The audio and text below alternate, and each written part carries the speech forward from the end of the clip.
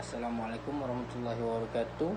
Saya Muhammad Adi Adam bin Aminuddin 2190228. Jadi pada kali ini saya akan membentangkan tajuk yang telah saya pilih, iaitu teknologi komunikasi pada masa kini. Seperti yang kita lihat, teknologi pada masa kini memainkan peranan yang penting ke dalam diri setiap insan maupun sesebuah syarikat, di mana ia memainkan peranan yang begitu penting pada zaman ini. Tidak kira dari segi masa, perhubungan maupun kos, peranan teknologi komunikasi ini kita tidak boleh pertikaikan lagi. Dan seperti yang kita sudah sedia maklum, bahawa setiap perkara dalam dunia ini akan mengalami perkembangan dari masa ke semasa. Dan teknologi komunikasi ini juga tidak ketinggalan dalam konteks ini. Seperti kita lihat, ia telah berkembang daripada zaman nenek moyang kita dahulu sehingga ke zaman moden kita sekarang.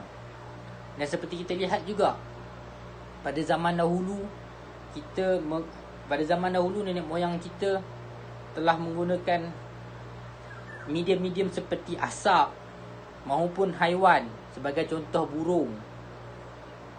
Dan jika nak dibandingkan dengan masa kini, pada masa moden kita telah menggunakan pelbagai medium seperti internet, jalur lebar maupun telefon canggih. Jadi pada kali ini saya akan berhujah mengenai kebaikan yang telah dibawa sejak zaman dahulu kala hingga ke zaman moden sekarang oleh teknologi komunikasi pada masa kini. Jadi kesan yang pertama ataupun kebaikan pertama yang dibawa oleh teknologi komunikasi pada masa kini adalah memudahkan sesebuah pihak untuk mengumpul data ataupun pengumpulan data. Sebagai contoh, setiap pemindahan wang secara atas talian, data-data tersebut dapat dikumpulkan dengan hanya menggunakan kaedah internet ataupun menggunakan kaedah jalur lebar. Dan yang kedua, kita dapat lihat bahawa ianya sedikit mustahil untuk menggunakan tenaga manusia bagi menyimpan setiap rekod yang dikeluarkan oleh pelanggan-pelanggan, sebagai contoh pelanggan bank. Ia sedikit mustahil untuk menggunakan tenaga manusia untuk menyimpan semua rekod tersebut. Dan seperti yang semua sedia maklum, bahawa sifat manusia ini tidak lari daripada melakukan kesalahan. Jadi secara tidak langsung, menggunakan teknologi komunikasi ini ataupun teknologi jalur lebar ini, perkara ini dapat dielakkan dan memudahkan lagi ke semua kerja-kerja pihak bank. Jadi kesan yang kedua ataupun kebaikan yang kedua yang dibawa oleh teknologi komunikasi pada masa kini adalah seperti yang kita dapat lihat. Pada masa kini, arahan yang dikeluarkan oleh pihak kerajaan, iaitu arahan PKP ataupun Perintah Kawalan Pergerakan yang dikeluarkan oleh pihak kerajaan, telah menyebabkan proses pengajian pelajar-pelajar universiti ataupun pelajar-pelajar sekolah menengah terkendala. Jadi secara tidak langsung, dengan adanya pengenalan pembelajaran atas talian ini, perkara ini dapat dielakkan. Oleh itu, proses pengajian oleh pelajar-pelajar tersebut tidak akan tertangguh dan dapat dijalankan mengikut jadual yang telah ditetapkan. Di samping itu juga, penilaian oleh pensyarah dapat dimudahkan dengan menggunakan pembelajaran atas talian ini, di mana kita dapat lihat perkara ini dapat memberi masa dan ruang kepada pensyarah tersebut untuk lebih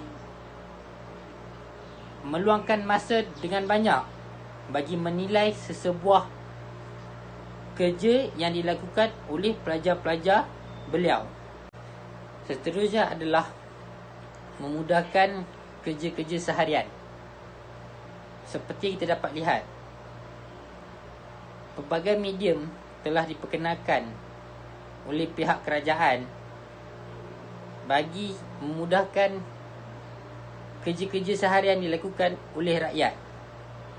Sebagai contoh perkara yang diperkenalkan adalah pembelian barang-barang rumah ataupun pembelian apa-apa barang sekalipun secara atas talian. Hal ini bukan sahaja dapat menjimatkan kos, walhal masa seseorang pelanggan itu. Mari kita lihat.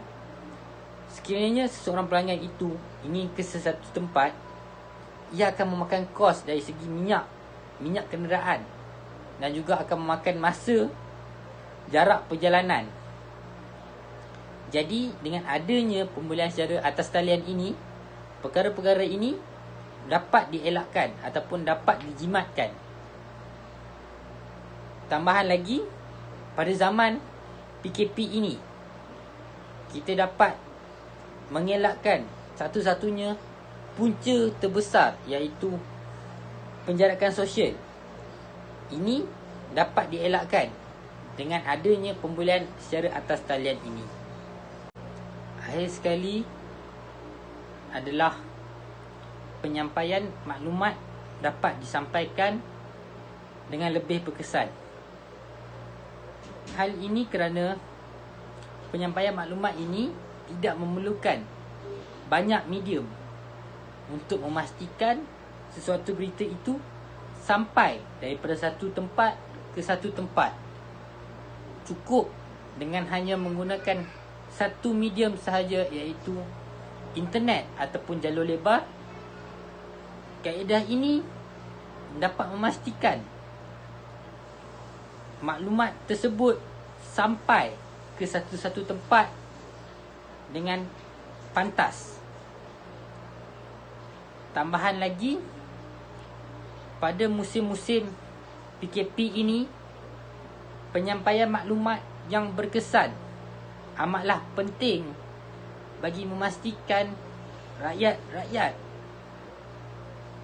sentiasa up to date ataupun sentiasa peka dengan keadaan yang berlaku di luar maupun dalam negara. Akhir sekali, kesimpulannya, teknologi komunikasi pada masa kini bukan sahaja membawa kesan yang positif. Jadi, sekian saja daripada saya untuk video pada kali ini. Terima kasih.